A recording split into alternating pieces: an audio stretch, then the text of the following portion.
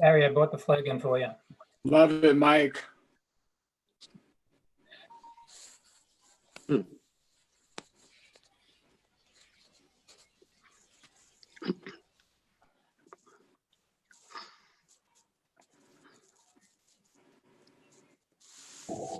Okay, folks, Okay, we're live and let's let- recording. Go ahead. Okay. Good evening, ladies and gentlemen. Welcome to this evening's zoning board meeting. Can we all please say the Pledge of Allegiance to be led by Commissioner Barry Alton? I pledge allegiance to the flag of the United States of America and to the republic for which it stands, one nation, under God, indivisible, with liberty and justice for all. Okay, ladies and gentlemen, welcome. I just want to make an announcement before we start. There is a case number 3154 that we will not be voting on this evening. It is also my understanding that we are awaiting decisions from the Nassau County Planning Board. So the cases that we are hearing tonight, we are not able to make our decisions this evening. So if anyone was hoping for that, I don't think we can vote on them tonight. That's correct, right, Council? Yes. Okay, thank you very much. Okay, Let me just So- take attendance. yeah. Commissioner Alton, Present. Commissioner Creighton, Present. Commissioner Acevedo, Present. Commissioner Reckner, Present. Commissioner Brooks, Present. Commissioner Leonetti, Present. Chairman Morelli. Present. Case number 3158, application of Arthur Brand of 325 East Chester Street, Long Beach, New York, for a variance in the following section of the zoning code of ordinances of the city of Long Beach, New York. 9-105.7F building area for a new rear yard extension to an existing single-family house at 325 East Chester Street, Long Beach, New York, also known as Section 59, Block 138, Lot 54, on the Nassau County Land and Tax Map. Okay, are the applicants present and able to be heard?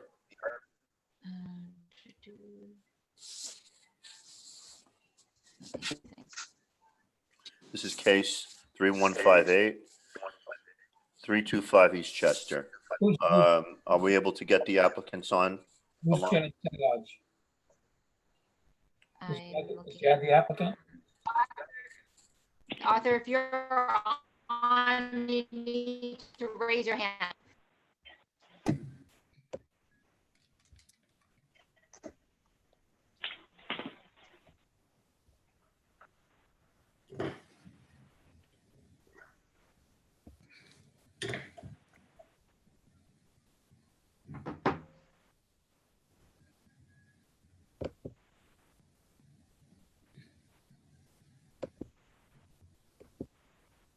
Who's, Dave? who's that person, Chad Sayage? Muted. No. No? Dave? I do not see. That any is our attendee list. extern, and Joe Lupo is our new assistant corporation counsel that are observing with us. Dave, do you see Arthur Brand on the attendee list? Because he's not showing up on mine. No, I do not. Okay, we can go back to that one. So I'm just gonna move on to the next one. Rocco, is that okay with you? Yes, let's move on to 3159, please. Case number 3159, application of 36 East Olive Street Corp. of 350 East Penn Street, Long Beach, New York, for a variance in the following section of the zoning code of ordinances of the city of Long Beach, New York. 9-105.2J subdivision for a subdivision at 365 East Penn Street, Long Beach, New York, also known as Section 59, Block 143, lots 66 through 70 on the Nassau County Land and Tax Map. Okay, is the applicant or representative present, please?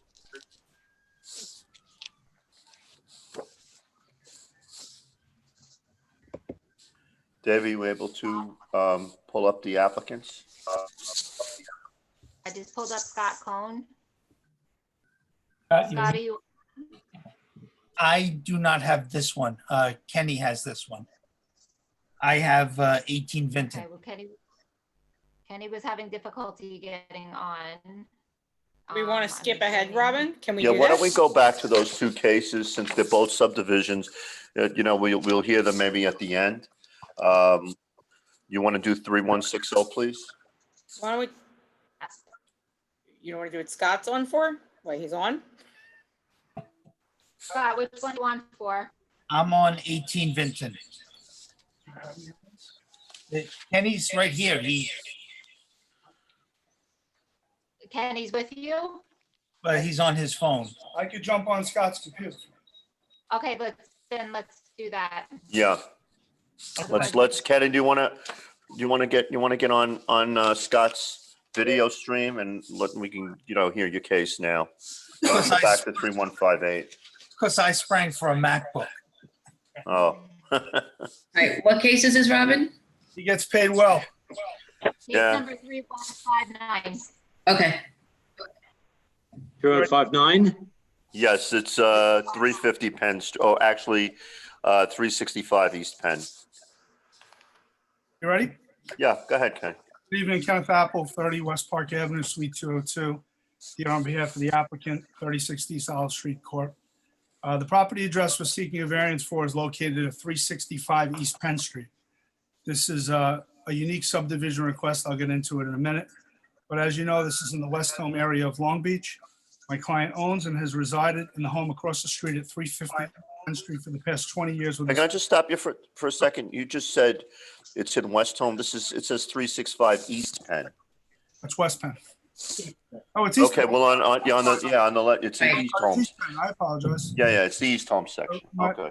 My client currently owns and resides in the home across the street at 350. hold on, Kenny. Yep. I can't hear Robin. There's a lot of background.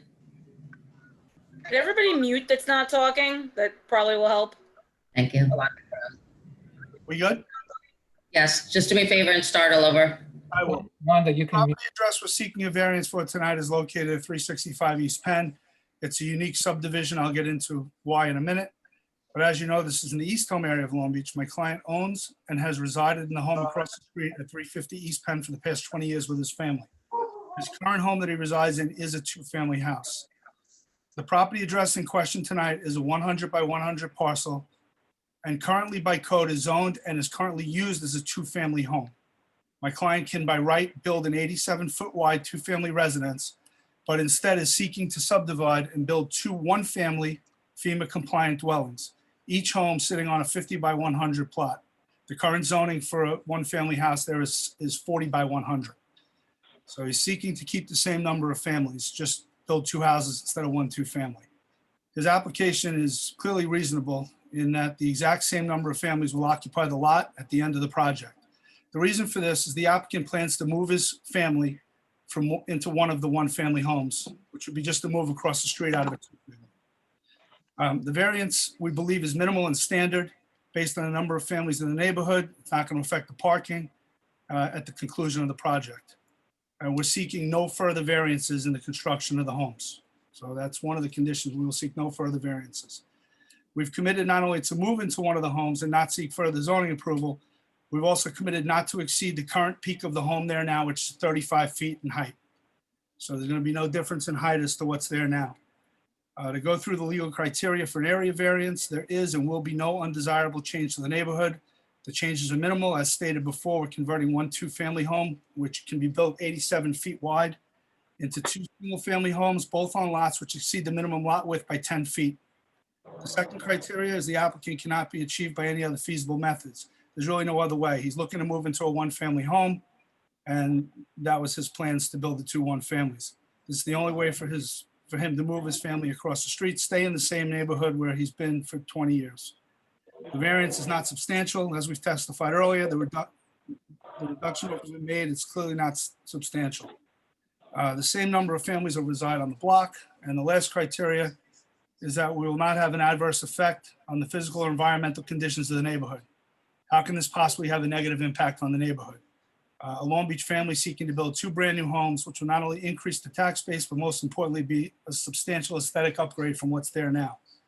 To provide further evidence why this application be considered by the board, 20 homeowners received notifications in regard to this application. 16 are currently two-family dwellings and half of them are absentee owners. 4 of the properties that are abutting our property support the application and have signed the petition that we submitted to the board. The impact on the surrounding homeowners, even if there was an argument against it, would be minimal. We've accumulated 11 signatures out of 20 on that list and would have had more if the aforementioned homeowners weren't absentee and could be reached. This applicant has constructed countless homes in Long Beach through his career, and his work and projects have had a tremendous overall positive impact on the community. He is one of the people who works on these projects that actually lives here. Like I said, he's lived here for 20 years with his family. This is a case where the applicant is not being excessive. It's minimal by nature. He can by right build an 87-foot wide 2-family attached home. Instead is seeking to build the 2 one-families, each on 37-foot wide structures with sufficient 13 feet air passages between the homes, which is another advantage of the 2 single families as opposed to 1 large 2-family. We've come to you tonight after a lot of consideration, put our best foot forward, and we provided you a design we believe which will make your decision fairly easy. We appreciate your time and your consideration. In addition, if possible, based on the fact that this isn't a quote-unquote true subdivision as we've seen in the past, we're asking if you can vote on this tonight, because if approved, he'd like to start the project and move his family before the weather gets cold. Thank you. So, Mr. Apple, and we checked with counsel, with our counsel, Ms. Freeman, before, and she has informed us that the Nassau County Planning Commission hasn't returned their votes on any of the cases that we were, hearing tonight. So we're technically not allowed to vote on anything tonight. That's why I made the announcement in the beginning of the meeting. I know you had trouble logging on, so we're not even permitted to vote on it tonight. Counsel, do you want to just affirm that again? Because I don't think Mr. Apple was there when we started the meeting. Yes, I mean, we haven't gotten anything back from the Nassau County Planning Commission on the referral. So you shouldn't be voting on anything tonight. Is why the announcement was made earlier. Understood. It was just I didn't hear that. Obviously, I was having trouble signing on, but it was just a afterthought request, so he can start if he could. I understand. No, we understand. We appreciate that. Problem. Did your It looks go ahead. Looks like, oh, sorry, go ahead. I was No, gonna say, go it looks ahead. like there's questions. I don't know if this person wants to raise their hands after. I just seen there's questions in the chat, which don't mean to interrupt your presentation, Kenny, if you're not done. I just was noting that because I didn't see if everyone noticed that in the I'm done, chat. so you can take the questions. It's okay. My client just wanted to put on the record that he paid about $750 for this house, so he just wanted that on the record. Thank you. Did you want your client to speak or to say anything, Ken, or did you just kind of summarized it? If Mr. Shokri doesn't want to say anything, that's up to him. That's fine. Did you want to say something, Mr. I'll Shokri? speak, Chairman. Just Okay. for a minute. By right, build these 2 semi-attached homes. A 2-family house, which would actually be 2 semi-attached homes.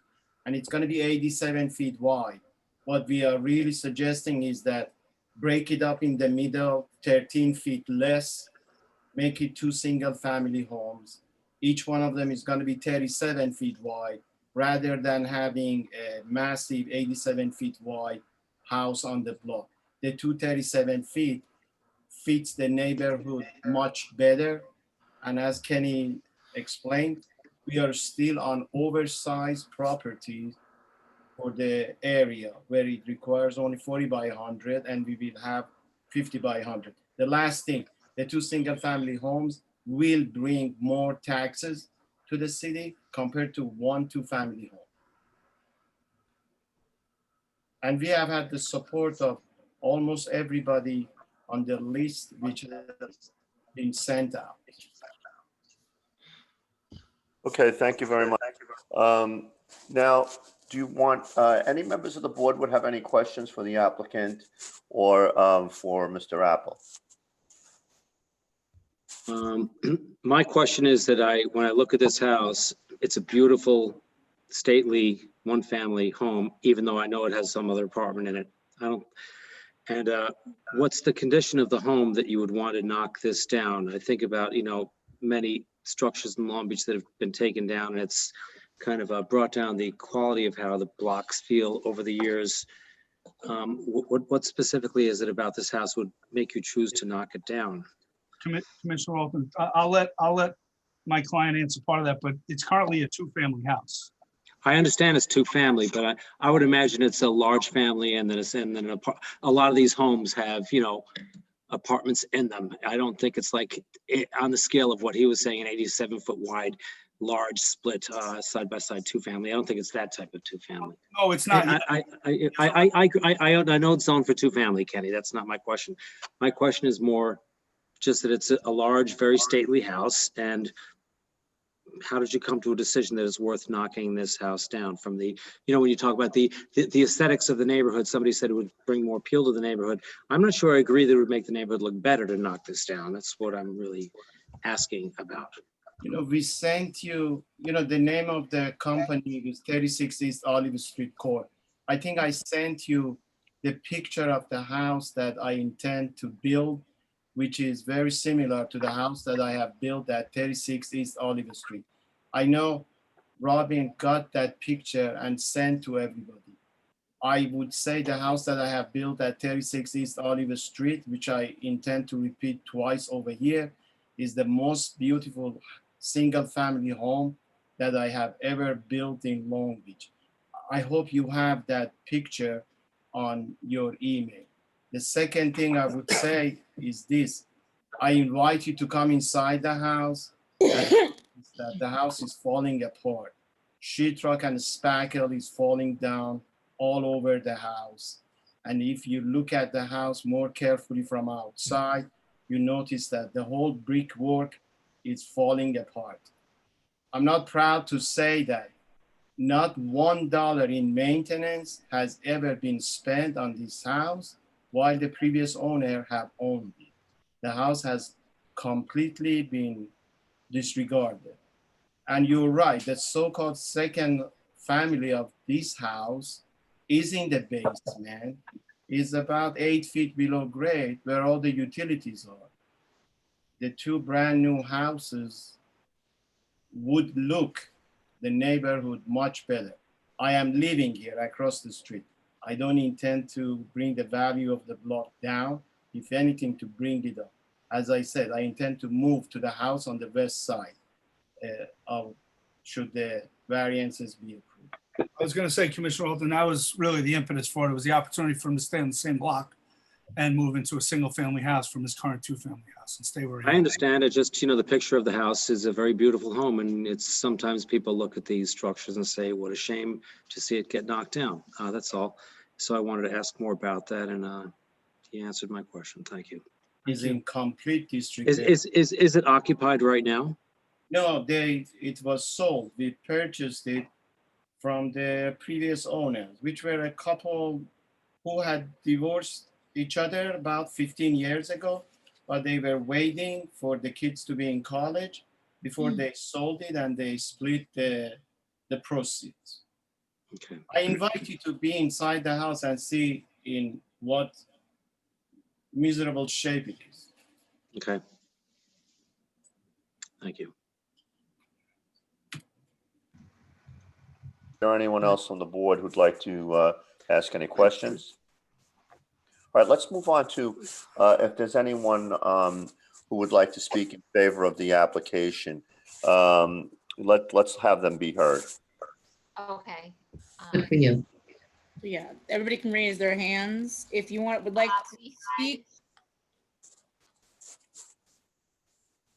Lionel Lyon, you had raised your hand when you were speaking. Yeah, can you hear us?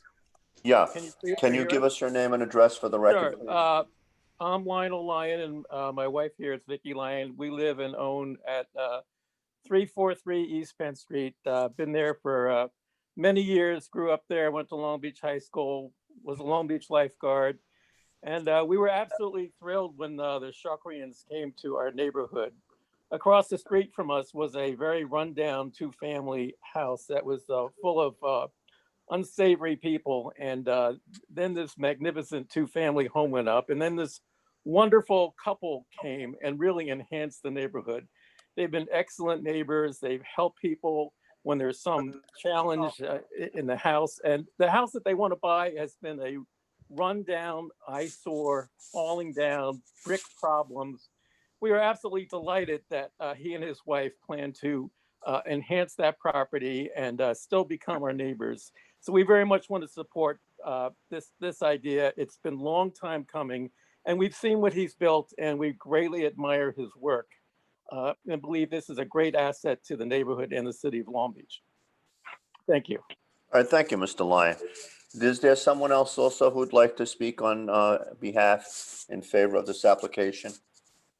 Yes, I just added somebody else as a panelist.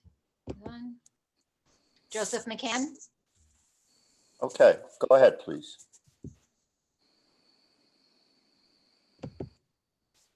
Can you hear us? Can you state your yes, name and Hello, address? Mr. McCann. Joseph McCann, 344 East Penn Street. I'd also, like to support David in this project.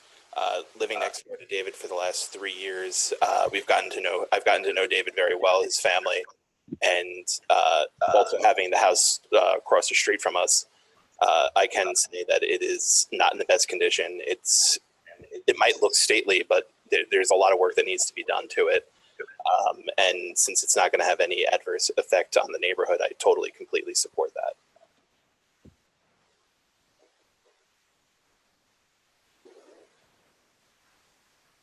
Okay, thank you very much. Is there anybody else who'd like to be heard? Yes, there's Robin Donovan. Please state your name and address for the record.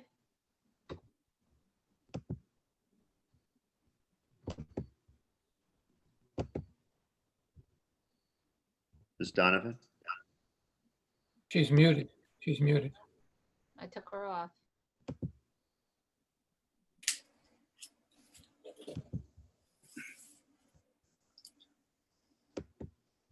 It's showing muted on the screen.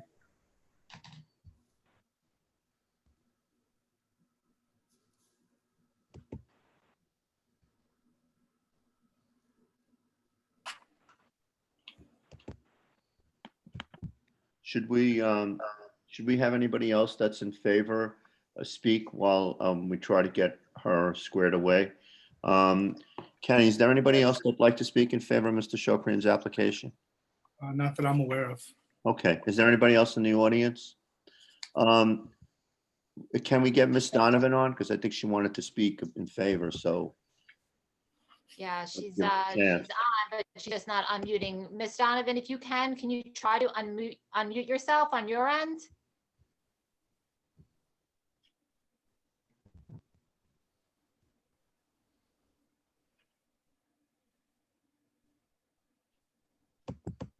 Well, you know what? Let's see if we can get her back on, but just to move things along, let's just see, is there anyone who wanted to speak against it?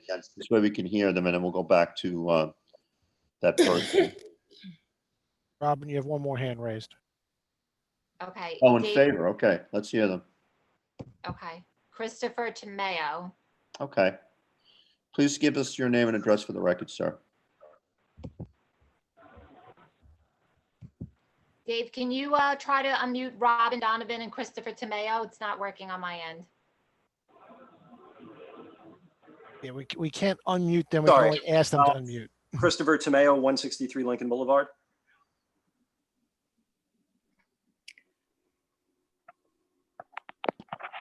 Tell us why you're in favor, sir. Oh, no, you had already posed the opposed, but I don't know that I'm technically opposed. I just looking Okay. for clarification on a statement that Sure, was go made. ahead. A statement was made that parking would not be impacted. Yeah, Currently, the property has a single width driveway. It's going to be converted to 2 single-family homes, which I assume would include the addition of at least one more single width driveway, which does negatively impact parking. And again, as I mentioned in the chat, I don't care for me. I'm a stay-at-home dad, so I don't really leave my parking spot that frequently. But I am concerned about all of the residents of apartments that are constantly seeking parking. just going down that block at really any time in the evening, you can see that all the parking spots are generally completely occupied, even outside of the summertime. And I'm wondering what the exact plans are for driveways. Is it going to be 2 double width driveways, as I would expect most people in Long Beach building a new home would normally do? What exactly is the status of the driveway? That would be my primary objection for reduction of parking in an area that is already completely saturated as far as occupied parking spots go. So, Kenny, do you want to elaborate on that, or do you want Mr. Shokrian to discuss that? The plan is for 2 double width driveways. Okay, so that's immediately negating the statement of parking not being impacted, because that's a reduction of 3 additional street parking spots. 1 single width driveway, and are now reducing it to, again, you're subtracting 3 spots of street parking effectively by adding an additional 1 width plus 2 more widths of driveway space from in front of the property. So the statement that it's not impacting parking is a false statement. Not necessarily, Mr. Tamayo, How? because if each family has 2 cars, currently 1 parks in the driveway and 3 are on the street. Now all 4 are going to be in the driveway. It's the same impact to the street parking. That's our contention. Okay. I mean, but that's like, okay, I understand, but you are removing parking that would potentially have been present for a non-resident of that household. It's not like it's reserved parking for that household. Understood, but if somebody from that household has to park on the street, you're removing a spot from the non-resident, street parking as well. Because currently, if there's 2 families in that house, they're taking 3 spots on the street and 1 in the driveway. Now we're just taking 4 on the driveways. That's why I said it's not negatively impacting the parking. Okay, except that, again, that driveway currently runs the depth of the property essentially. Right, but people don't generally leapfrog each other on driveways. They don't want to have to knock on their neighbor's door to move in the morning. I mean, generally 1 car goes in there. Okay, I mean, that's not what we have to do, but okay. I understand. That's my only objection. Again, it's not a factual statement that parking is not going to be impacted. It's not going to be impacted for the residents of that household. Well, again, But don't park there. I understand and I appreciate it. I just, like I said, not having the residents of that household on the street, I think, benefits the neighborhood in the same way as if they were on the street. So either way, it's 4 spots for those houses being used up. We're not negatively impacted. 2-family house is gonna have to drive in. No, I understand. That's what I was seeking clarification for. That is my only objection. Understood. Thank you, sir. There was somebody else that wanted to speak? Okay, did we ever get the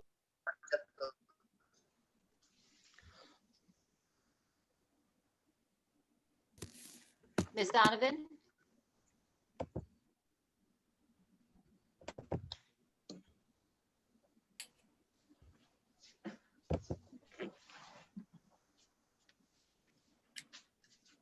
Oh, sorry, I moved Rocco by mistake. Sorry about that.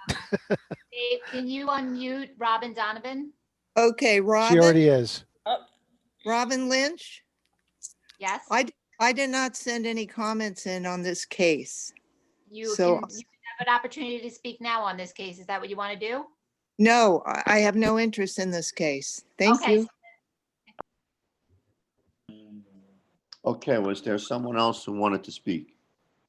No one else has their hands raised. All right, so then, if that ends the presentation, then the case will remain open. Then the decision will be reserved until the next meeting, as we're not allowed to vote on it tonight.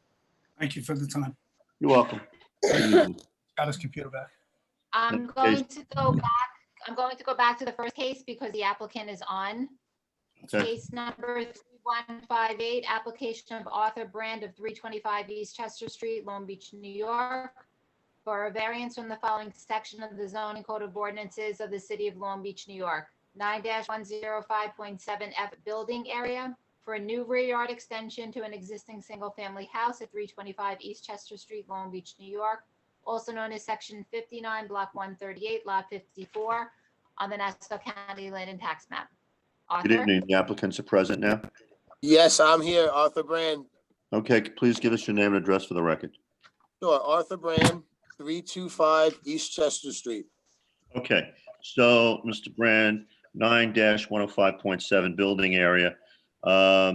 You have a building area that's 49.5% instead of the allowable 25%. So can you take us through the project and discuss why you need a variance on the project?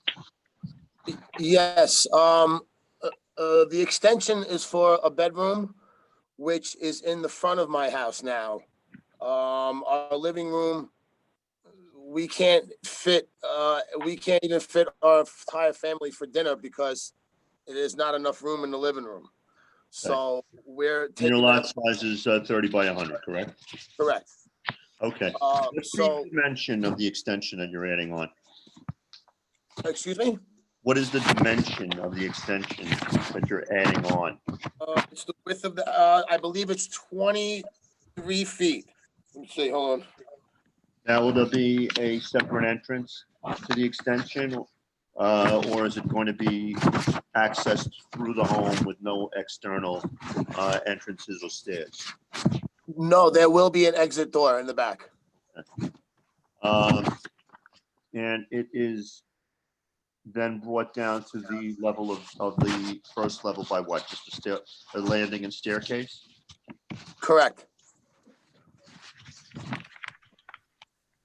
There's actually a rear porch that's, Is there a porch now on the back of the house?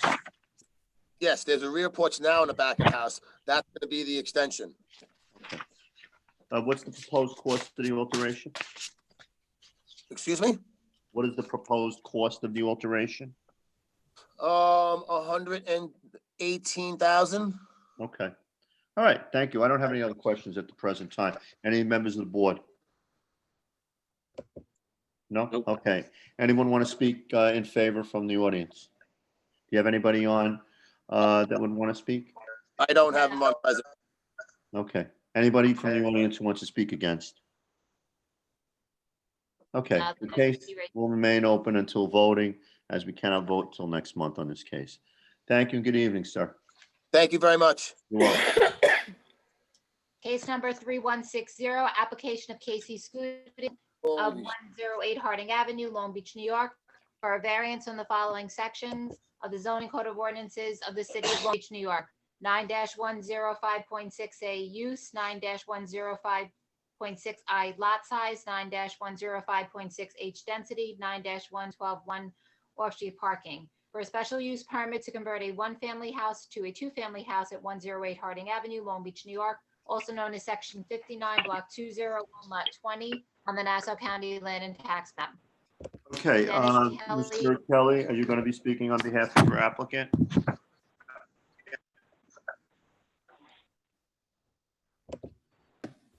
Is Mr. Scruton speaking or is Mr. Kelly going to present this? Mr. Kelly's going to present. Can you hear me? Yeah, hi, Dennis.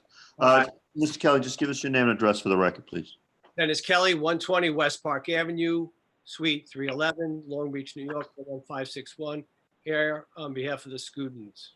Okay, thank you. So, Mr. Kelly, do you want to go point by point on the denial letter? Or do you want to just go through your presentation, you know? I mean, either way is fine. I'm just going to go through my presentation. Okay, go ahead. To just try to hit the key points and get to the substance of the matter. My clients are seeking a temporary conditional use permit to convert their one-family house at 108 Harding Avenue to a two-family home. The reason for the request is a hardship in which I'll go into detail in a moment. Okay. The students have lived at the property since 2010 when they purchased it. Casey Scudden's a New York City firefighter. His wife owns Codfish Cowboy, which you might know in the West End. Mrs. Scudden, Angela, was diagnosed with Lyme disease in December of 2018, and it's devastated her, the family, and the finances. I will ask Angela to testify after I do. As a result of her illness, her business has gone down significantly, where it's not producing any income at all. I'll just let the commissioners know that we made this application originally in January. When I say this application, when we applied to the building department to make the conversion, and we had hoped to be before the zoning board much earlier. However, I just bring that up as a way of deflecting any issue relative to COVID. The students' issues were well before COVID occurred. Along with the special permit, we're also requesting variances as a result of the request for the permit. Those would be primarily for density and off-street parking. The standard for a use, this type of use permit is really whether the use is in harmony with the general zoning plan and will not adversely affect the neighborhood. To that point, I prepared a memo using the city's tax code reflecting 49 homes in the immediate area of 108 Harding Avenue, which are in fact legal two families. If I broadened it, it broadened the search beyond the immediate 3 blocks, it probably would be much larger. So I don't believe that what we're asking for, the 2-family house, would be outside the general zoning plan, and I don't believe it would adversely affect the neighborhood. As to parking, which you know, admittedly can be an issue in the summertime down there, the students have a garage and a driveway. They typically park in the garage, and they also make use of the driveway. So we already are making use of 2 off-street parking spots on the property. We're in, as we all well know, many of the homes that have the ability to park within garages don't in fact do that. The students do. So Mr. Kelly, let me just ask you, so now, Sure. you know, we have the house that is going to be a temporary conditional variance if it's granted. So there is no modification to the house from what it is now. In other words, on the exterior, when we drive by the house is going to look the same from the exterior. How will the interior change? Obviously, you're going to be adding a second kitchen, correct? Yes, so the ground floor is where the improvements would come. And that would include a kitchen, and then there's enough room down there for at least 1, if not 2 bedrooms, a living room. There's adequate space downstairs, yes. So the apartment that would be put into the house as a result of the conversion, what are the students going to be losing in terms of their own living space? And so what's the size of the apartment that's going to be, you know, now constructed while, let's say, the term of the temporary conditional variance is in existence? Well, they don't use downstairs as living space per se. I believe there's 2 bedrooms, a dining room, a kitchen, a bathroom, obviously, on the first floor. They have 2 sons, one of which is in 4th grade, and another, I think, is going to be a sophomore. And the living space is above grade and it's legal habitable space? Well, that's a great question, Mr. Chairman. So it is above grade. It's at grade. The slab's on grade. Mm-hmm. The C of O references non-habitable space, but we don't know why that is. There are egress windows in all of the rooms downstairs. The What about the ceiling heights? What are the ceiling heights? Yeah, they're 7 feet, if not larger. Okay. You know, as far as an air and ventilation calculation, that would have to be performed. Okay. But we didn't want to spend any more money.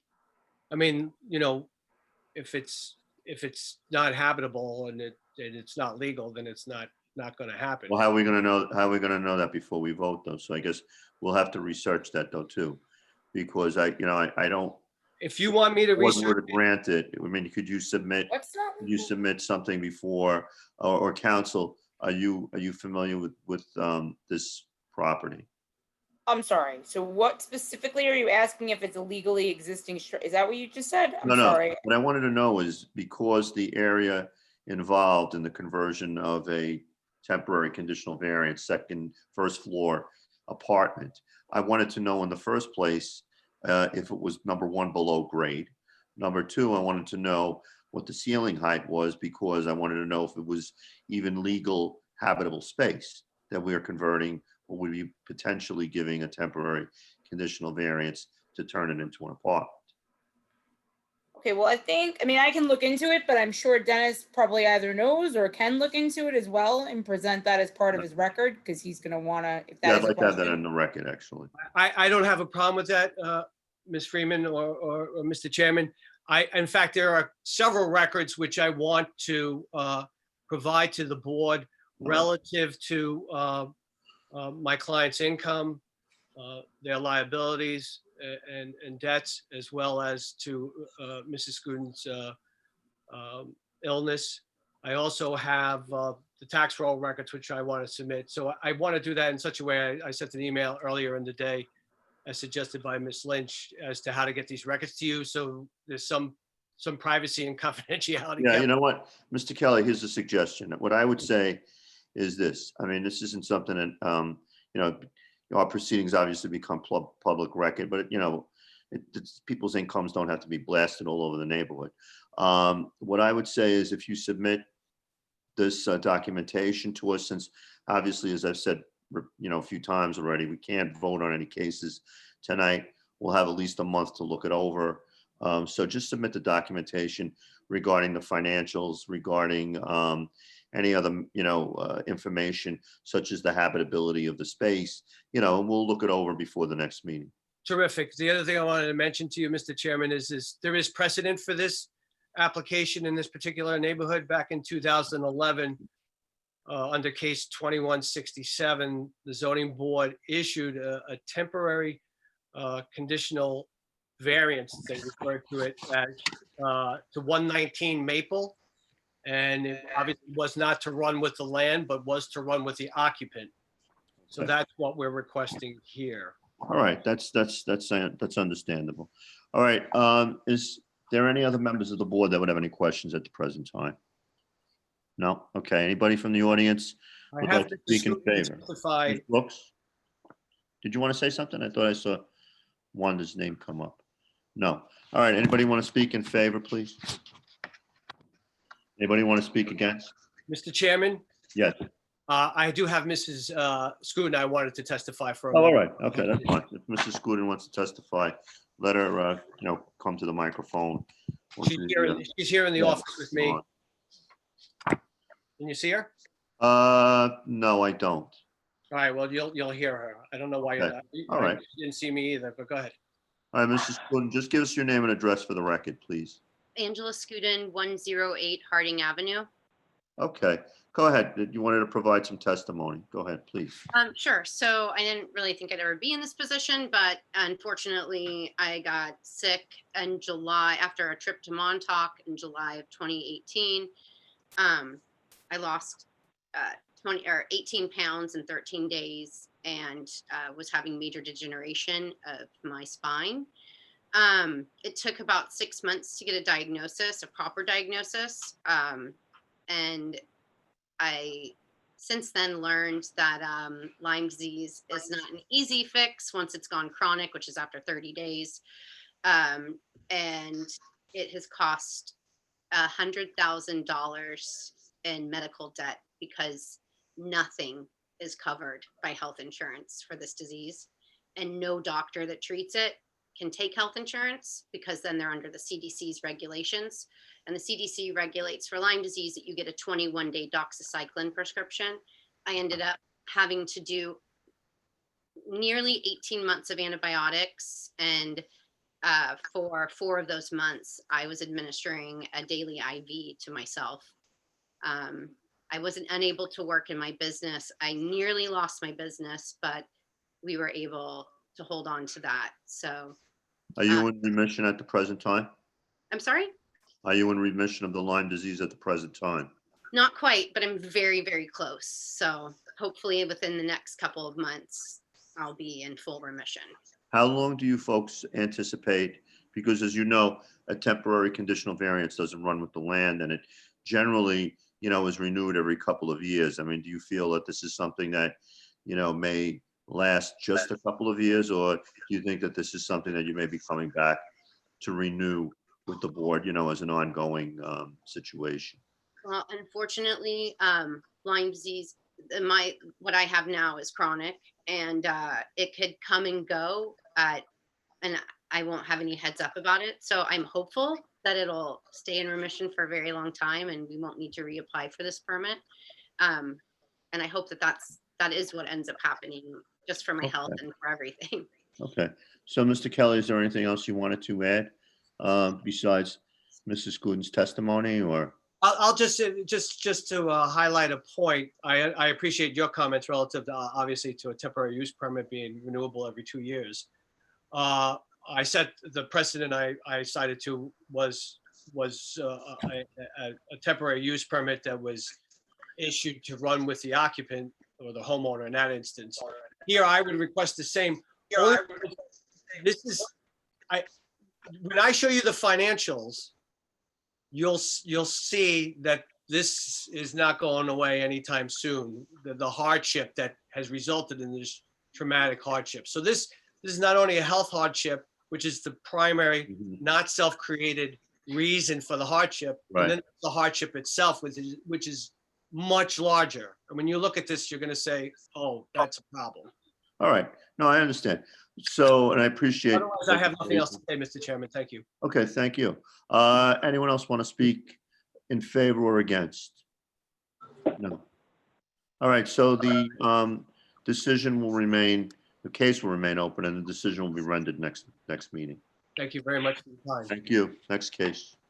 Case number 3161, application of Troy Puccia of 18 Vincent Street, Long Beach, New York, for a variance from the following section of the zoning code of ordinances of the city of Long Beach, New York. 9-105.8I, minimum lot size for subdividing property into two 40 by 60 parcels at 18 Vincent Street, Long Beach, New York, also known as section 59, block 226, lots 17 through 18 on the Nassau County Land and Tax map. Scott, Okay. you're on for this one. Good evening. Mr. Cohen, you're doing the presentation, right? Yes, I am. Okay, Scott, the 12 Vinton, that is on the parking side of the street or the non-parking side? We're 18 Vinton and it's on the parking side. Oh, it's just, okay, wait a second. I want to make sure I have the right. Scott, are you working with Kenny Okay. tonight, your appearance? I'm appearing Scott Cohen on my own, 30 West Park Avenue, Suite 202, Long Beach, New York, 11561. Good evening, all. Good evening. So yeah, this house is on the parking side Okay. of Vinton. So as I stated, I'm representing Troy Puccia. We're seeking relief from the building code to subdivide the existing 80 by 60 lot into two 40 by 60 lots for the purpose of constructing one new FEMA compliant home on the new lot and maintaining the existing home. I'm sorry, I hear an echo. So a building lot in the canals pursuant to the current code requires a lot size of 80 by 54. Here we're seeking two building lots of 40 by 60. So we're looking to create two lots that are 55.5% of what the code calls for. We're looking for 2,400 square feet and the code calls for 4,320. The dimensions of the new proposed home will be constructed as best as possible within current building codes. And the existing home will Now, be. does that mean, Scott, I just want to stop you for a second. Sure. Does that mean that now you plan on perhaps coming back to the board again if the subdivision were to be granted for other relief when you're fabricating the homes? Yes, the front yard setbacks in the canals are unreasonably large for the way homes are built. So we most likely would have to come in with a front yard setback. I don't know off the top of my head the height, but we would build within FEMA compliance with the height. But my concern is the front yard setback and the side yard setbacks because they're unreasonably large for the canals. I think every home is out of compliance. Yeah, now, my question would be, so I just want to clarify this. So you were seeking to get a subdivision of the 80 by 54, and you're proposing two lots of 40 by 60, which used to be the minimum standard, but nobody's really building to that anymore. The question I had for you is what exists on the property at the present time? On the present time, there is a single-family house, which is 18 Vinton, and it sits all the way to the south side of the lot. So other than a tree, I think that is on the existing side yard, there would be no demolition, or there would not have to be a demolition of any portion of the existing house in order to achieve the subdivision? The only demolition that would be required is that on the north side of that house, Yeah, there's a deck and there's a walkway. So that would be the only demolition that we would envision to the existing structure in order to create the side yards. okay. How long does that deck, because I just took a look at the house and the question I have is, what is the dimension of that deck though, that you'd have to demolish? Because as you know, the code is such that, I believe, and I can't read it verbatim, but I believe that it says no portion of a structure shall be demolished in order to achieve the subdivision. So what's the size of that, demolition that would have to be done? I have to use my magnifier to look at the deck looks to be 8 foot 7 inches wide and about, I can't read if it's 16 or 18 inches deep. Okay, so my question then would be this, Scott. My question would be then, if this deck were to be demolished so that the board could grant the subdivision or would grant the subdivision, what would be, let's say, the entrance? How would they get into the house? In other words, doesn't that deck allow them to come into the door and come into the house? Or that's not just a deck that comes off the house. I believe that you could walk up that deck and get into a door, right? No, that deck is purely on the side of the house. It actually goes from that side, wraps around the house, and comes up behind the garage. Okay. So it's not. Just to clarify, you don't need any portion of that to be able to climb stairs or to get into the home? No. Okay. Okay, go ahead, please. Okay. Continue. So the applicant purchased the property as his primary residence, Mhm. and he intends to, if the project is approved, to reside in the newly constructed home and either sell the existing structure or maintain it as a rental property. So as stated before, the following factors are required for this board to make its determination: whether there will be an undesirable change will be produced by the granting of this application, whether the benefits sought by the applicant can be achieved by some other method, whether the requested variance is substantial, whether the proposed variance will have an adverse effect or impact on the neighborhood, and whether the difficulty was self-created. So with respect to the undesirable change, there will be no undesirable change to this neighborhood. The area is residential, made up primarily of one-family dwellings on various size lots. And the applicant is proposing to add a one-family dwelling Robin? on a lot size that is not atypical. All right, wait, Scott? Yes. I'm not sure if you were speaking. I couldn't hear anything for a pause for a couple of seconds there. Oh, okay. I'm sorry, hold on. It's saying my internet is unstable. But we're all a little unstable. Well, Hey, Scott, I have a question for you though. Now, let me ask you a question. Your applicant, your client. Yes. Your client is presently residing in that house to the north? It's to the south. He's To the south, residing right, sorry. of the vacant portion, yes. He Okay, presently and lives- they will continue to reside there, correct? If this project is not granted, he will continue to live there. If the project is granted, he will move his family to a new structure to the north of the Okay. existing Now, structure. my question is this. My question is, with the subdivision that's going on, you realize that it is now in 60s and 80s are, clearly more the norm.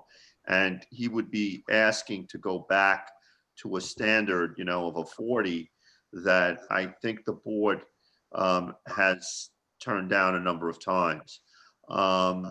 What is the reason really that he wants this subdivision? I mean, does he already have a buyer in mind for the? Rocco, you're breaking up. Rocco? You know, in other words, is this something that is being done because of a financial hardship? I mean, I understand he wants to build a new house, and I understand he wants to, you know, split the property so that he can build a nice new structure on the new house. But the question on the new, you know, on the other side of the property. But my question is that, you know, he's going to be building a big, beautiful home on a very small lot. Because as you know, 40s, you know, lots that we've turned down repeatedly in the canal. And, you know, it started after Sandy, you know, people coming and wanting to subdivide lots. And I don't remember, quite honestly, any 40s that we have approved after Sandy. If you remember, there was a change in the zoning. Yes. I think there was a moratorium on 40s. So really, I'm just trying to get, I guess, at the heart of the matter. I'd like to know why the necessity to subdivide this and build another house, as opposed to, you know, renovating the house that he has and adding on it, you know, extending it onto that property, and just building a really big, beautiful house if he's planning on staying on the block. I mean, it doesn't really make a whole lot of sense to me unless there's some sort of financial reason to do it, because to me it would seem that if I lived on Vinton and I lived in a nice house and I had this nice piece of property next to me, I'd want to just blow out the house and add 20 feet onto the house, you know, build a real nice house, and at the same time I'd still have 20 feet, you know, next to me, instead of cramming myself into a 40. I mean, you know, you ride up and down the canals and you know, you look at those 40-foot houses and it looks like you can't even breathe, you know. So I'm just curious why he would want to do that. Well, he purchased the home and recently, within, I believe it was 2018, purchased the home. And in the short time that he has owned it, he's had to put over $125,000 into the home to get it habitable. Yeah, but today House is not $125,000. FEMA compliant. Today $125,000 is not a big deal. I mean, if you redo your kitchen and put a new bathroom in, you're close to 100 grand right there. So I mean, if you bought a house that was 15, 20 years old and you decided you want to change the kitchen, I mean, I've done it, and you wanted to change the kitchen and you wanted to, you know, make a couple of minor renovations. We're not even talking about a gut out. You're 100,000 right there. So my point is, why would then, after investing money in this house for 100,000, he's going to subdivide the land and he's going to build something at $1.50 a square foot? He's going to be spending another $500,000 to build another house. It just doesn't make sense to me. I mean, unless he's already planning to, you know, he's got somebody in mind that he's going to sell it to. My concern is that the canals are tight as it is. And we're talking about creating a very small, so what used to be, you know, an acceptable lot, but by today's standards has become a substandard lot. Well, just to dissuade that belief, there is no buyer in the winds, waiting in the wings, or anything waiting for this to happen. Okay. He wants to create a home that is FEMA compliant. It's cost prohibitive to lift the existing house, to bring it a little higher to make it FEMA compliant. So he would like to create a new FEMA compliant home for him and his family. Okay. And I mean, I understand. I understand. $125,000 is a lot of money. A lot of money to me too. I mean, But to me, it's more than a kitchen and a bathroom. We need to talk to the contractors. Maybe they're charging too much. But the thing is this, is that, you know, basically what I'm saying to you is, even doing, you know, a kitchen and some of the small changes in the house, you're at 100,000 right there. I mean, even if you have a house that's in reasonably good shape. But my thing is, you know, he bought the house in 2018. He knew that the house wasn't probably FEMA compliant, bought it after Sandy, you know, knew what was there. And now, you know, he wants to build this new house. I'm not in any way putting down your client's reason for wanting to do it. I'd probably want to do it myself. But the thing is, I just want to understand, you know, what the, you know, as you know, when we hear these cases, we need to know, you know, what the financial aspect of it, you know, we need to know what the detriment to the neighborhood is going to be. And so as a result, I just feel that, you know, these are appropriate questions to know if the board is going to, you know, turn what is now kind of the standard lot of 60 or an 80 into what is the minimum lot size that anybody would build at in a tight area. You know, I mean, when you think about it, you know, the canals are 57 feet deep, right? Okay. And people complain about the proximity of the homes in the West End. The homes in the West End, the lots are 60 feet deep. So when you're looking at homes in the canals, you're talking about homes that are actually back to back 6 feet closer than they are in the West End. So imagine, you know, what that density does to the air and does to everything else when you've got somebody's home right up against the back of somebody else's other home. It's horrific.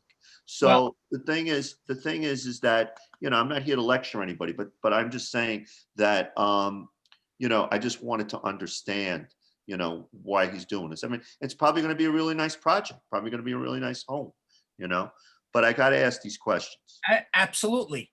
And just so you understand, the house backs onto the canal, so there's no neighbors behind him.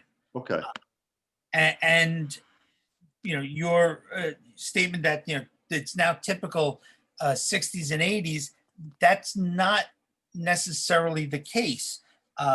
In the tax assessment section for this area of Long Beach, there are 70 homes.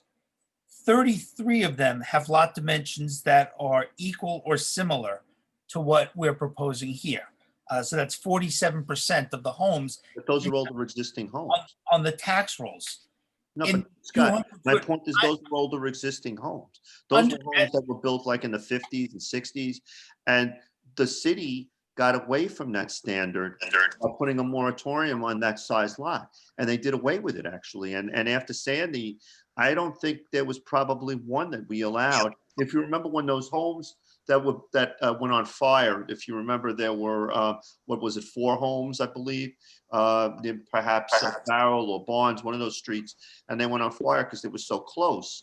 You know, they were 40-foot homes. And right after that, I don't think we have, I mean, you know, I've been on the board a while, and I don't believe we've allowed any new 40-foot homes to be built. I could be wrong, but, you know, in my recollection. So, and I understand the application. I mean, it looks like a nice, you know, application for a beautiful home that's going to be built. I'm just concerned about, you know, allowing more 40-foot homes going forward, not that are existing. And I don't doubt your figures at all that there are 47% of them that are 40s. I don't doubt that. But I don't think that there's any new construction or subdivisions that have become 40s that the board has approved. It's just indicated to me that he believes that there are 2 homes on Curly that were done in somewhat recently. Okay. That are on this side. I do I not. mean, I know the only let's say significant differing factor in your application is that because these homes would back out onto the canal, that yes, there would not be an intrusion against the back of someone else's home on a 57 deep lot. So with that, do any other members of the board have any questions for Mr. Cohn?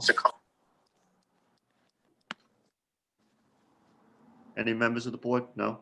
Scott, is that the end of the presentation, or do you want to go? Well, I would go through the balance of the measuring test. Go ahead. Go ahead. And in the immediate 200-foot radius, again, these are existing homes. There are 23 homes in that 200-foot radius. 17 are on subsized lots, so that's 73.9%. And on Vinton alone, there are 13 homes, and 6 of them are equal or smaller, including the 4 homes that are directly across the street from the applicant's home. Now, the applicant is at 18 Vinton, and you had mentioned 12 Vinton. That's on the same side of the street, and it's a substandard lot. as well. That's another application, as you know, that we're going to be hearing further on. That's 12 Vinton, yes. So there's there's no other way for him to reasonably and financially create a new home. You know, if we're looking for a 45% reduction, and I will acknowledge that that is substantial. But when Okay. looking at the other dimensions of properties in the canal, in this area of the canals, it is more typical to be 40 by 60 or 40 by 57 or 50 by 57 than it is to be 60 or 80 feet wide. There will be no adverse effect on the neighborhood because there'll be another home. It will remove a parking spot because we'll need a single curb cut, but there will be parking underneath the home. It's envisioned to be a raised home. So there will be at least 2 more cars being taken off the street. The existing home will maintain its garage and driveway. That will not be affected. That's on the south side of that structure. So it is not, it is not something that would be affected by this. So as I stated, you know, this falls within the requirements for approval. It's not an undesirable change. It is creating 2 lots that are consistent with lot dimensions in this vicinity. And as I said, in the immediate vicinity, there are a multitude of homes that are on smaller lots. And normally I would ask you to vote, but I was here in the beginning, so I know that we're not doing any of that. So thank you. That is all that I have. All right, thank you. Any members of the board have any questions? All right, anybody want to speak in favor? Anybody want to speak against? All right, the case will remain open until next month's vote. Rocco, I'm elevating somebody. There are 2 people that raise their hand to speak on this case. There's Okay, actually, all right, let's have them come forward, please. Mr. Dublin, you on the phone? Yes, I am. Okay. Mr. Dublin, state your name and address, please, for the record. My name is Gerard Dublin. My address is 24 Vinton Street, Long Beach, New York, 11561. Okay, for or against? Against. Okay, reasons? I have several reasons. I'm directly next door, Mr. Buccio. I have a driveway next to where he'll put the house. When I bought my house in 1994 here, one of the reasons I bought the house was because of the beauty of the canals, is that the houses aren't on small 40 by 60 lots. There are 14 houses on the canal side. Only 2 of them are 24 by 40 by 60. One is the corner house, and the other one is 12 Vinton, which is actually in between 2 4,800 square foot houses, which is the norm on the block. There are 9 houses that are 4,800 square feet, 1 house that is 7,200 square feet, 2 that are 3,600 square feet, and the 2 that are 2,400 square feet. The beauty of the canals is that the houses aren't on top of one another. I understand that Mr. Bucci wants to build another house for his family.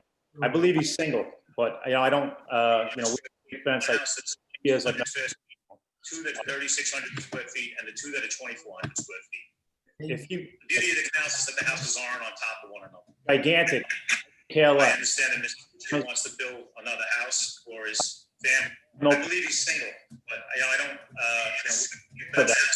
He's gonna have a curb cut. Spots. Somebody has the meeting on in the background. It's being broadcast on YouTube live. So somebody has it on the background. You need to mute that, please. Because And just everybody who's not speaking, if you can mute also, because that I think is also causing extra problems. Can you hear me now? Yes. Okay, so the house on my house is 4,800 square feet. Mr. Pucci's house is 4,800 square feet. The house to the south of him is 4,800 square feet. It'll be the only place on the block that'll be 2 2,400 square foot lots. Like he wants to knock down his house and make a FEMA compliant house and build it as big as he wants on that lot. I don't have a problem with that. It's his land, but it's strictly, in my opinion, and you know, you don't want to say this, you know, to be neighborly, but in my opinion, it's a money-making thing because he's going to build a house that he's going to want to live in, and the other house he's going to sell for a financial gain. There's also the situation with the, you know, spots. There's 4 parking spots in front of his house. So he's obviously going to lose either 1 or 2 of those spots. Parking doesn't matter to me. I have a driveway that it can fit 4 cars in. So I don't have to, it's not for me, it's for the rest of the block. 21 Vinton Street is directly across from him. That house has been abandoned and walked away. And those people are, you know, they're going to be foreclosed upon at some point. So none of those cars are parking on the block currently. The person who lives across the street from me at 23 is a shut-in. She doesn't have a car. Somebody's going to buy that house eventually. She's very elderly, and there's going to be more cars on the block. So, you know, from that perspective, it's a problem. On the side of his house, he has a stairway. That stairway attaches to that deck that Mr. Cohen is talking about. I don't know what he's talking about, that there's no entrance on the side of the house, but there's an entrance on the side of the house that leads right into his kitchen. So I think that part of the deck is going to all have to come down. So according to your code that you're talking about, that part has to come, you know, that part of the deck has to come down. And I don't know if that's against, you know, whatever the codes are. I'm not a lawyer. I don't know the codes. I just know that from my perspective, putting a house next door and putting 2 2,400 square foot lots is completely against what the canals is about. And you brought up that fire. That fire was right around the block. 6 homes burned down from those. It was either 5 or 6 homes burned down, and that was right around the block for me when Sandy hit. One of the scariest days of my life. And I don't think that the houses should be put that close together. Other than that, I think I've said everything that I want to say. I appreciate your time. Thank you. Thank you very much. There was someone else, Robin, you said that wanted to speak? Yes, David Light. Okay. Can we have Mr. Light come and give us his name and, well, we have his name and his address, please. Yeah, David Light, 28 Vinton Street, Long Beach, New York, 11561. Okay, sir.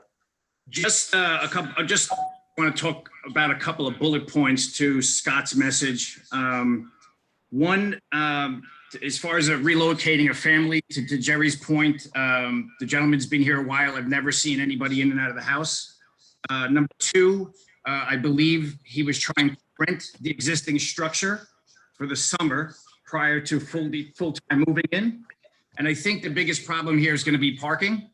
Scott mentioned that the current house has a driveway and a garage. It does.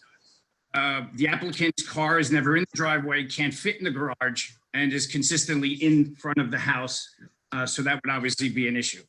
The last point I want to make is Scott's point of the $125,000 renovation. House looks beautiful. He did a great job. It definitely increased aesthetics of the neighborhood. But the truck that sits in front of the house is about an $85,000 truck. So I'm not too sure of the financial drain that renovating that house had put him in. But I think, you know, to Jerry's point, squeezing 2 houses on a beautiful block, that's the most heavily trafficked block in the canals, because Vinton runs north. The surrounding 3 blocks, Curly, Clark, and Farrell, run south. So for a typical garbage pickup, those trucks come down our block 3 to 4 times a day. And I just think the extra traffic, the extra parking is not what we're looking for in the canals. Thank you.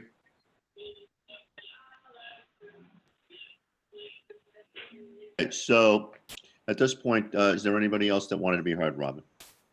Yes, Louis DePrisco. Go ahead.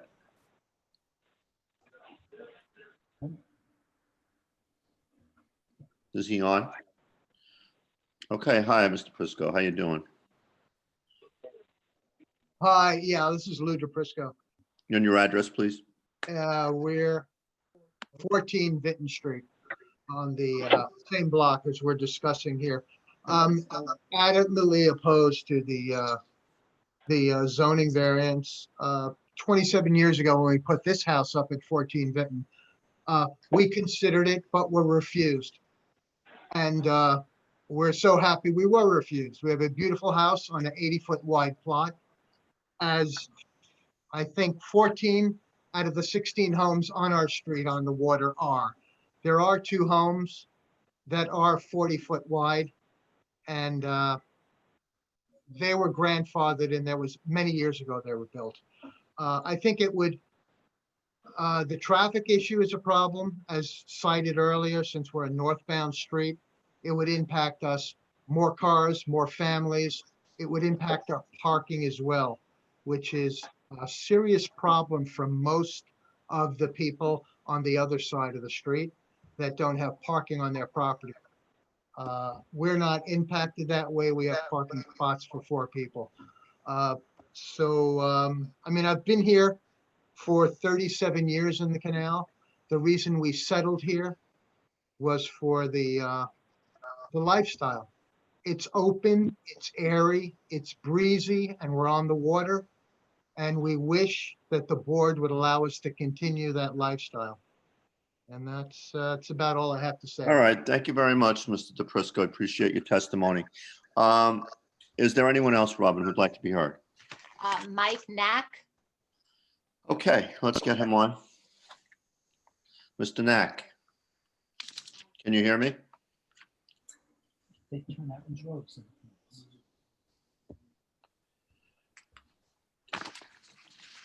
Should be on. Can we get Mr. Knack on? Yeah, he's been elevated to panelist, so.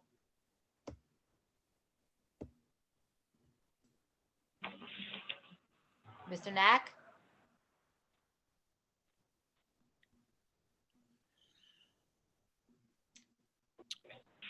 Does he have his microphone off, or No, he's unmuted. Mr. Knack?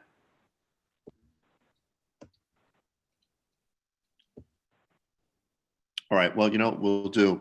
If Mr. Knack can't be heard tonight, we'll have it on the record that Mr. Knack was trying to speak, and perhaps he can send a letter or send some correspondence, email to the zoning board.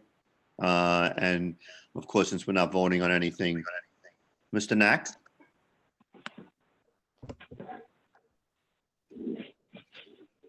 All right, I see him as being muted.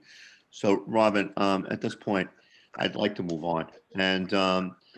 Knack wants to present something- I also elevated Robin Donovan. She had sent messages through the chat. So, Ms. Donovan? Okay. Go ahead, Ms. Donovan. I rest on my statement. I sent comments into the zoning. Ms. Donovan, can you give us your address, please? 8 Clark Street, Long Beach, New York, 115. Thank you. Can you just repeat what you said, because I couldn't really hear it clearly? 8 Clark Street. No, not your address, what you had said, because I couldn't hear it clearly. Oh, I rest on my statement. I send comments into the board via email. Okay. Okay. All right. Thank you very much. Thank you, ma'am. Is there anybody else? Any luck with Mr. Knack? I don't see his name up on the. He's I see on, the he's name not still. muted though, so, okay. All right. Well, is there anyone else? Okay, the case remains open till voting. If there's anyone else that wasn't heard and would like to submit any correspondence to the board, we will certainly read it before the next meeting. I just have a point of correction. Go ahead. One of the statements in opposition. With respect to the steps on the side, going to a stoop or that's not connected to the deck. And the way I'm looking at the survey, that is not going to need to be affected at all if the subdivision is granted. There are 2 separate structures, wooden deck and concrete platform, for lack of a better term. Okay. Platform is much narrower than the deck. And you know, I know it doesn't need to be stated to the board, but for the people listening, you know, I know that the board doesn't take people's finances into consideration. Profit is, I know the board doesn't concern itself with that and rests on what's best for the community. And I thank you. All right, Mr. Cohen, thanks for the presentation. As I said, the case remains open till voting. Any correspondence we will certainly read before the next meeting. Robin, want to move on to the next case, please? Thank you. Have a good evening. Thank you, sir. Case number 3162, application of Thomas and Tamar Gillen of 12 Vinton Street, Long Beach, New York, for a variance from the following section of the zoning code of ordinances of the city of Long Beach, New York. 9-113.2A, off-street parking curb cut size for new off-street parking in the front yard at 12 Vinton Street, Long Beach, New York, also known as section 59, block 226, lot 21 on the Nassau County Land and Tax Map. Okay, good evening. Are the applicants present? Are they elevated? Yeah, Tamar, you just need to unmute yourself. Yes, I'm here. Okay, just give me your name and address, please. Tamar Gillen, 12 Vinton Street. Okay. Long And Beach, Ms. 560. Gillen, tell us why you're here, please. Yeah, Tom Gillen, Hi. 12 Vinton Street. Okay. Hi. All right, folks, we understand that you're here for proposing a curb cut size enlargement to 36 feet. So tell us what's there at present and tell us why you need to make a change. Yes. Can you hear me? Breaking up. Wait, we're breaking up. We can't really hear you. Oh my God.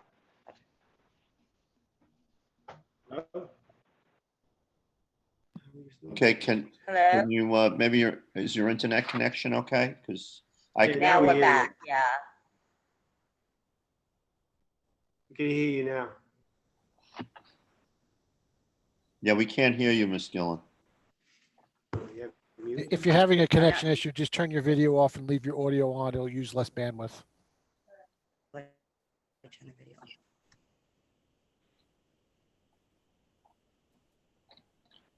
Ms. Can you Gillen, hear us? Gillen, please just turn your video off on your computer and just keep the audio on. This way we can hear you better. I don't know how to because the audio do is that. poor. Can you hear me now? We can hear you fine, yeah. Can you hear us? Turn the audio. I can hear you Okay, fine. that might be better. There you go. I stopped your video, so go ahead. Okay. great. All right, Ms. Gillen. Thank you. Mr. Gillen, just please tell us why you're here. If you can just explain why you're needing to expand curb cuts.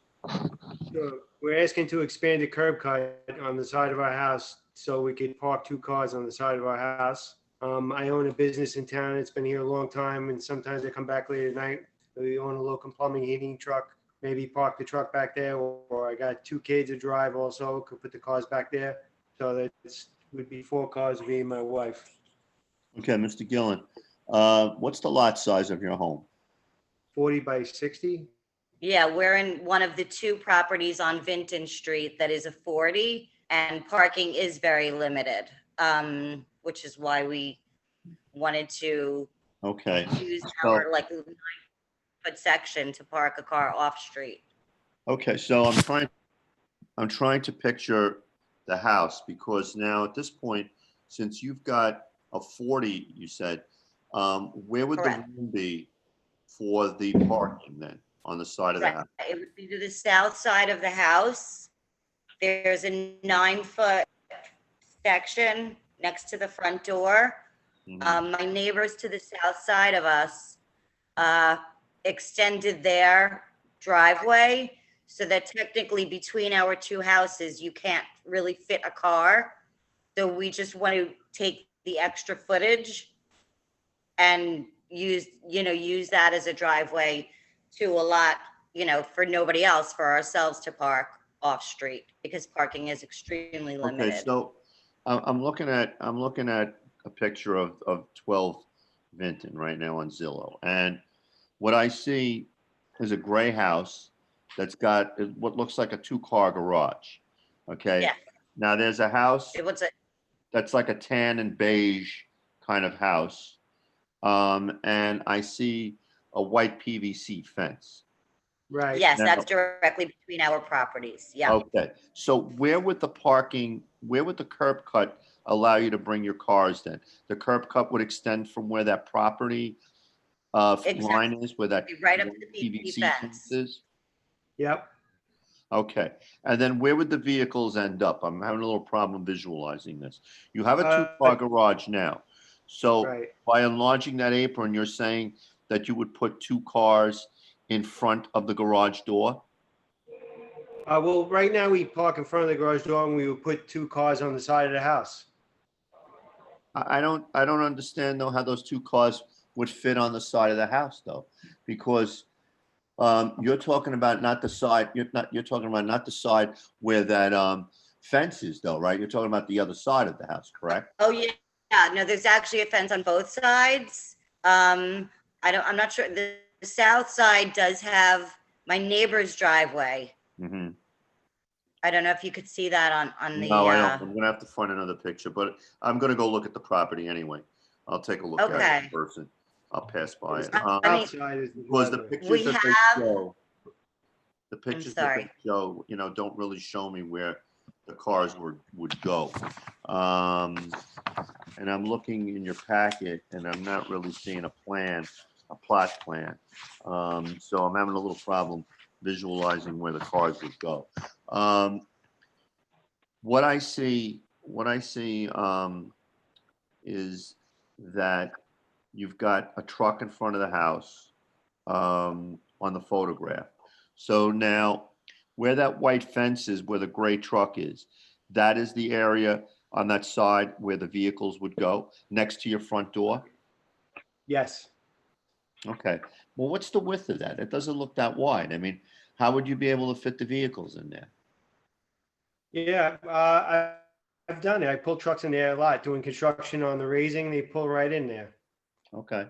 And it's a little over 9 feet, I think. Right. We actually The minimum- just finished the project. The with their minimum, bulkhead, and they could use it for trucks. the minimum parking spot in Long Beach is 9 by 20. So, Yeah. at the very least, you'd have to have 9 feet, Yeah, no, I to know. be able to put a It's vehicle in 9 there. feet. Yeah.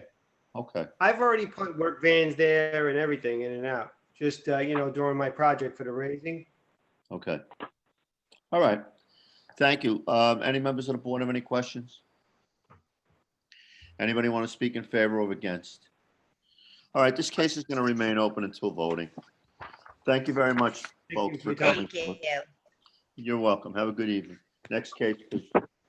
Case number 3163, application of Kenneth Roldan of 679 West Beach Street, Long Beach, New York, for a variance in the following section of the zoning code of ordinances of the city of Long Beach, New York. 9-105.4D height for stair access to new roof deck at 679 West Beach Street, Long Beach, New York, also known as section 59, block 15, lot 1 on the Nassau County Land and Tax Map. Okay, Mr. Roldan, you've been elevated to panelist.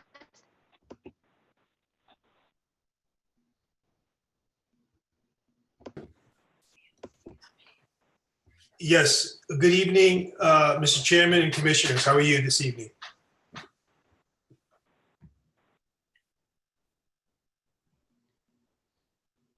Can you hear me? You're just fine. So you're here this evening, Mr. Roldan. Just give us your address again one more time. Yeah, the address, Commissioner, would be 679 West Beach Street. Okay, so the code requires 23 and you're looking to get 26. So just tell us a little bit about the project in terms of the staircase that you're looking to do. You already have the rooftop deck or no? No, we had the home for 5 years. That was our summer home. We never rented it. We went from Garden City to Long Beach. We've sold our home in Long Beach and in Garden City, and are in fact making our permanent home in Long Beach as of October 15. We just bought our son a home on 7 September Walk. So we're going to be permanent Long Beachers for the long term. And the project was done by Jim Joyce, and the builders are A&E Builders. And when I spoke with Jim Joyce, it was more so being able to gain roof access to a small area to maintain the solar panels. Right now, what we have right now is the only access would be from the outside deck. And according to Mr. Joyce, it's a precarious situation because it would be a scuttle hatch with no railing. And as we're approaching our 60 years of age, it'd be a little bit dangerous for us to get up there. So the request for the variance is a very small area. And so the request is to go from 23 feet to 26. And the 3 feet difference is really just for the railing for safety. Okay, I understand. And actually, I must tell you, it is a beautiful house. I Thank you remember so the much. little house that was there before. And, when I saw that house come down, I didn't know what this was going to look like, but you did a really nice job, I have to tell you. Thank you. We love Long Beach, and Yeah. while we were sad to leave, we know that this is going to be a whole new chapter for us. Well, welcome anyway. Okay, so basically, I just want to make sure I have this straight, Mr. Roman. Yes. So with the house now on the top, and you have a flat roof, correct? There's no pitch at all at the very top, right? Correct. It's Okay. a flat roof, and the way that Jim did it, it's a 3-foot height setback on the north side, which cannot be viewed on Beach or Grand. So according to his measurements, it's 9 foot from Grand and about 18.6 feet from Beach. So there's absolutely no visibility. Okay, and so basically, to summarize, you had solar panels put on the roof. The only way you could get really at them would be by this little hatch thing that you'd have to open up and kind of precariously climb out onto the roof surface to check the panels, to repair the panels, etc. And this would give you just basically enough to get up to the top of the house so that the panels could be worked on. This is no way an entertaining area. This is no way, a typical rooftop deck where, we're going to have people up on top of it, partying and this and that. This is strictly a functional structure that would enable you to get on top of the roof panels. That's correct, Commissioner. Okay. According to Mr. Joyce, the usable space would be 12 by 14.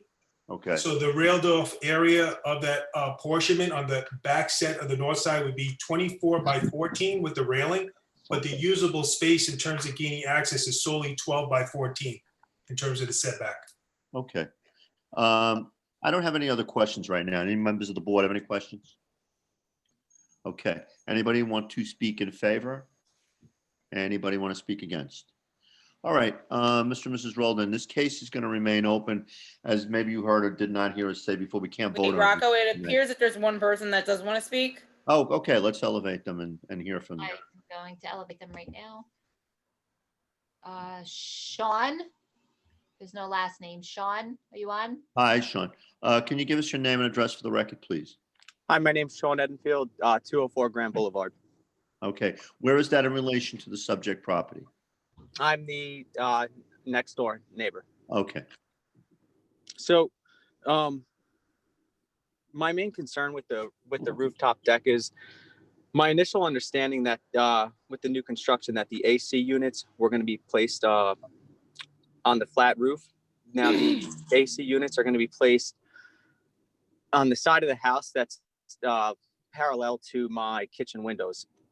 So my concern is they're relatively close to the kitchen windows. So the exhaust from the units, also the noise, things such as that, is more or less directly outside my kitchen window. So I'm concerned about the exhaust blowing into it, and it's also detrimental to the property value of my house. Okay. I might want to ask the applicant about that then.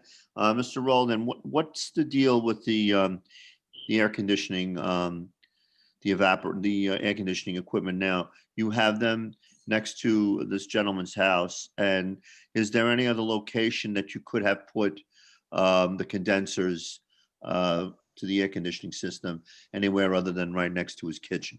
So, so there's 2 points there. 2 points, Commissioner. What happened was there was only 2 areas that the condensers could be put for purposes of access. According to the architect and the builder, they are there according to code by virtue of being able to access and service them.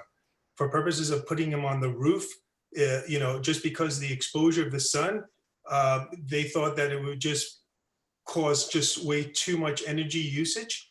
And then the second piece of it is the other access was my other next door neighbor, but I already wind up encroaching on his space because I had to pay for a whole new pole that cost me $6,000 from PSE&G. And what PSE&G did was, instead of pulling out the pole, they cut the pole that was there and they put another pole next to his. So he's got 2 poles already that are encroaching by virtue of this build.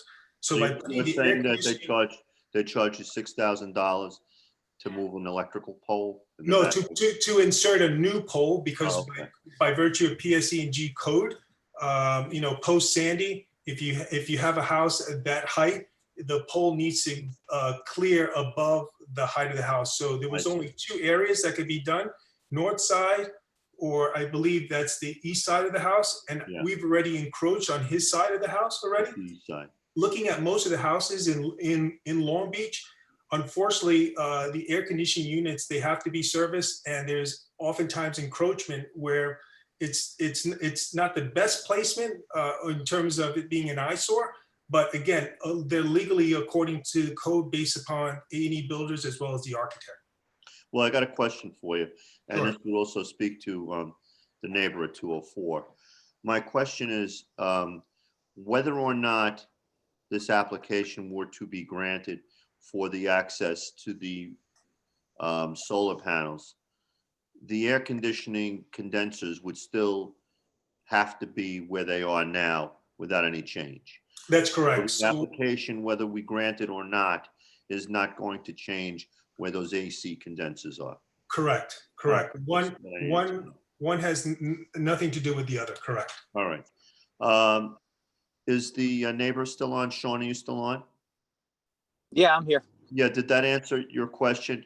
Because my concern is that, you brought up a good point, but my concern is that, if we act on this application in a positive or a negative way, unfortunately, it doesn't seem like it's going to change the positioning of the air conditioning system. So, I hope that answers what your question was. Maybe, wasn't the answer you were looking for, but that is what, your neighbor is proposing to do. Our concern is that we don't make a decision to change that. You know what I mean? In other words, our decision to approve or not approve, unfortunately, is going to change the air conditioning location. I hope that answers your question. Is there anybody else that wanted to speak? Rocco, can you hear me? Yeah. I have a question. The applicant stated that the entire reason for this was for access to the solar panels and not for any usable space up there. But, looking at the plan, it looks like it certainly is set up for a usable area up there. And I don't know if he's just taking advantage of the need to get up there and making it bigger so that it could be a usable space. I don't want us to have the impression that it's only for access to the solar panels if that's not the case. According to the plans that were done by Jim Joyce, commissioners, the usable space as on the thing shows 12 by 14. That's the only usable space in that area. Everything else. So, you need that's only for accessing the. That's only for access, and that'll be inclusive of the railed off area in order to gain access. Because again, in terms of the scuttle hatch on the outside of the drawings, there's no way for me to gain access, or for that matter, anyone besides laying a ladder up against. And again, as they go upstairs, there's no railing and there's no safety mechanism.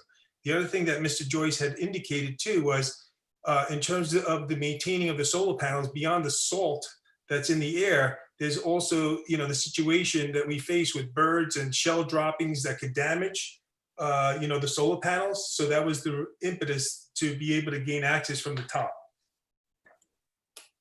And are you adding glass railings up on the roof there? No. Again, it's purely a setback on the north side, and it's just a 12 by 14 railing. That's it. So it's not visible in either beach or by Grand. So again, from the setback, from the dimensions, it's 9 foot from Grand Boulevard, 18.6 feet from West Beach. And that small little area that we're looking for the usable space is just 12 by 14. So there'll be a railing around there. I'm not exactly sure what type of materials that Mr. Joyce. When you say usable space, what are you going to use it for? Just for purposes of being able to gain access to the top, perhaps, just be able to get tools that are put up in that area. Again, it's a matter again, being able to gain access to those panels. As you can see from the drawings, we have sufficient space already on both decks to have a view of, of the ocean. So that's not the issue. It's more so to be able to service those service panels. Okay, I hear you. All right, are there any other questions from members of the board? No? Okay. Anyone else wanted to speak? If not, the case is going to remain open until voting.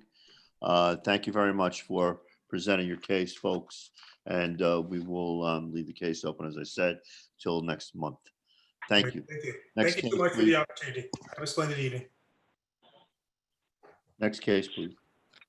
Case number 3164, application of Patrick Gordon of 145 West Broadway, Long Beach, New York, for a variance in the following section of the zoning code of ordinances of the city of Long Beach, New York.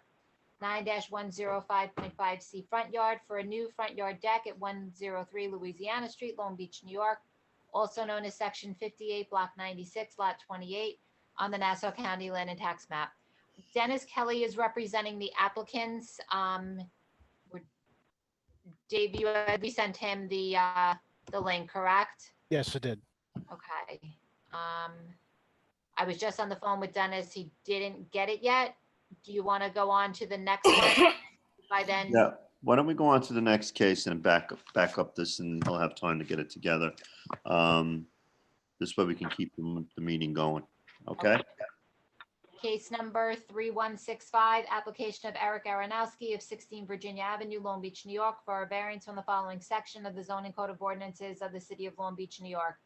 9-105.19C lot area, 9-105.19D building area, 9-105.19E front yard, 9-105.19F side yard, 9-105.19G rear yard, for a new house at 16 Virginia Avenue, Long Beach, New York, also known as section 59, block 267, lot 318, on the Nassau County Land and Tax Map. Good evening, Mr. Aronowski. Your name and address, please, for the record. Can you hear me, sir? I can't hear you. There you go. You hear me now? Yes, we can. Go ahead, please. Great. Name- Eric, Eric Aronowski at 16 Virginia Beach, 16 Virginia Avenue, Long Beach, New York. So you want me to go through it? Yeah, so basically, let me take you through the denial letter. So, obviously, you're here because you're building a new non-conforming home. Right. And, we're talking about lot area as being, 40 by 100. You have an 80 by 30. You're occupying just slightly more than the code allows. Your front yard is just slightly less. Your side yards are existing, and your rear yard is existing at 6 feet. Just, Mr. Aronowski, just basically, what exists on the property at present? Is there a home, or has it been cleared? No, there's a home right now. So first of all, thanks for putting this on. I appreciate it under these conditions and, It's okay. and everything. No, there's a home there. We live there with our family. It was built in '84. I don't think anything has been done to it. So how this all came about was we thought about, we wanted to be FEMA compliant. And in doing so, we were going to do a lot of renovations, like you mentioned before, the kitchens and the bathrooms and everything kind of sort of, not even sort of, definitely needs to be redone. So we went for a lift, and when we did it, we got the permit, submitted the permit, got the permit to lift. Once the contractor, once we got the bill for the lift, it was it was extraordinary, and went back and forth and eliminating stuff and going back and forth, and then it kind of came to a point where the contractor was like, it would be better to just knock this thing down and start again, and then you can do exactly what you want. And so that's where we were, and the price is really the same, if not less, as a lift compared to a new build. I guess we're getting surprises at what building costs these days, huh? Yeah, tell me about it. I wasn't expecting it to be that much. Yeah. Good thing money's cheap right now to borrow, right? Yeah. So Um, what then basically, it appears that obviously, you're starting out from scratch with a clean slate. And I know you submitted different homes on the block that are already on Virginia Avenue that are, quite tall and quite large. So, Mr. Aronowski, let's, how long have you been living there? You said since 84 or? No. We bought the place in 2014. Okay. So just, the lift is just gonna be the same exact footprint. I mean, excuse me, the new build is gonna be the same exact footprint as the lift. Okay. All That's all we're why looking to do is just, some of the items of the code, we're talking about existing. Because you're not changing any of the dimensions of the side yards or the rear yard, which is 6, and I think the side yards, I think it's at 4. So you're not changing any of that because your dimensional footprint of the new structure No, is we're not- exactly the same as the old structure, correct? I was told to the inch, it's the exact same as All the, right. as the So existing structure. I'm looking at the architectural plans, and I'm looking at the east elevation, and I'm looking at the south elevation, and you're about 3 feet above where you should be. Now, I see in a couple of spots, the pitch of your roof is basically like a 12 pitch, like an 8, 12 pitch, which is, kind of steep for that portion. And I'm just wondering, was there any kind of detail by the architect where they could have dropped the roof pitch a little bit and perhaps we could have had a little bit less of an impact on the height? No, that's not, so I was informed, the allowable height is 25 feet, and I was informed that the height is 24 feet, 10 3/4 inches. If that's not the case, then I can go over it with the architect. That really wasn't an issue. It wasn't even a concern at all. The pitch of the roof, it didn't even come up in our drawings. It just, it was Because just, really what it seems to me that you're really asking for, I mean, when I look at the first page of the denial letter, I mean, you're asking for something that the building that basically are mostly pre-existing conditions. I mean, the correct. lot area is the same, you haven't changed it. 9-105-19D, the building area that you're proposing is about 1.25%, above the code, which to me is negligible. You're talking about a front yard that's 20 and you're proposing a front yard of 19.5. My question to you is 19.5 because there's a front deck that protrudes out from the front of the house that brings it to 19.5. Is that what it is? Yes, And that's there's no correct. way of just being in compliance, right? That is correct. It's just, yes, exact same size as the existing deck. Okay. And the side yards, obviously we require 5 and 8 in that area, and you got existing sides of 4. Again, you're not changing that. No. And the code requires 15, and you have an existing of 6. So, all right. So basically, what you're doing is, and one may argue that because you're building from scratch, you can make the house more compliant. But as I see it, I mean, you are, living in the house. You're not building this for speculation, and you're building this basically to a dimension that has been in the neighborhood previously. I don't have any other questions right now. Do any members of the board have any questions on this case? Rocco, I just have one thing that I'd like to get clarified ahead. from Scott, and it's Please. not really a big deal because it looks like everything's existing, non-conforming. Mhm. The only question is whether the front yard, for some reason, he doesn't list it as an existing front yard of 19.5 feet. So I just like to clarify from Scott if that's an existing non-conforming front yard. I don't think it's a big deal. It's only a half a foot, but I would just like to get that clarification from Scott, since we have the month anyway, before we can vote on this.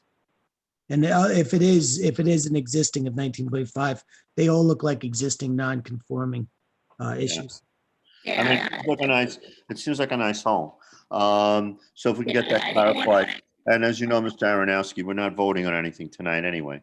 So, we'll certainly have time that Commissioner Creighton, and ourselves, we can look it over and get the clarification that we need.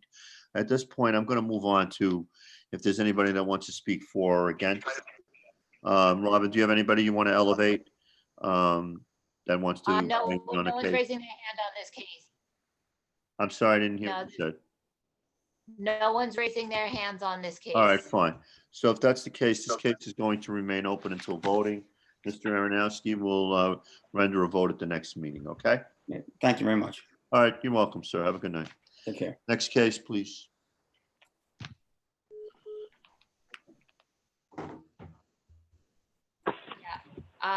We have one more case. Dennis Kelly has to call in. He's the attorney for the second to last case.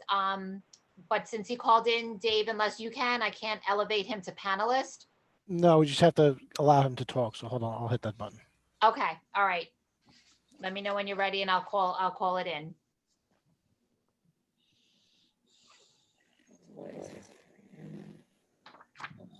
Hi, can you hear me? Okay. Yeah, Dennis, we can hear you. Let me just call the case back in. Sure. Case number 3164, application of Patrick Gordon of 145 West Broadway, Long Beach, New York, for a variance in the following section of the zoning code of ordinances of the city of Long Beach, New York. 9-105.5C front yard for a new front yard deck at 103 Louisiana Street, Long Beach, New York, also known as section 58, block 96, lot 28 on the Nassau County Land and Tax Map. Okay, good evening. Mr. Kelly, you're on by phone? Yes, good evening, Mr. Chairman. I am now on by phone. I went into limbo for about 40 minutes. Oh, boy, it's not a great place to be, is it now? No, it's a little. At least it wasn't purgatory, right? Exactly. So now you're representing Mr. Gordon, and the home is on 103 Louisiana. Is that an owner-occupied home, or is that something that he's constructed? That's something that he is in the process of constructing. It's a new FEMA-compliant home on the lot at 103 Okay. Louisiana. And the lot size is what? Is it a 30 by 60, or is it a different Yeah, size? I lot? believe it's exactly a 30 by 60. Okay, so tell us about the front yard deck that he's building, right? Because he was required to have, he's going to 1 foot. Is that because it's the standard deck that we're building now with 1 foot and the footings 3 feet from the property line? Yes, Mr. Chairman, that's exactly it. In fact, it's so common down there. I sent the board 28 photographs in a zip file, Okay. and I could have spent the entire afternoon taking photographs of houses that have the exact same design as what's reflected here. Right. That being with the 2 posts 3 feet setback and the edge of the decks being one foot from the property line. All right, so then basically the only item is 105.5, which is a front yard setback issue. He's got a deck that's basically what the standard has become. And this is a new construction, again, you said? Or renovation? Brand new, right? Okay. No, brand new construction, new house. Okay, I don't have any questions on this. I mean, any members of the board have any questions or concerns? Robin, do you have anybody that wants to weigh in on the case from the audience? There are no hands raised. Okay. All right, good. So that being the case, then this case will remain open until next month when we vote. There are no further cases, am I correct? Correct. All right. So Thank at you. this point, yes. Thanks, Mr. Kelly. You'll Have get a a good vote next month. As we said earlier, we won't be voting on anything this month. Yes, sir. Any other matters of business? No. No. Okay, thank you very much, ladies and gentlemen. This meeting is now closed. Appreciate everyone's help. Thank you. Have a great night. Good night.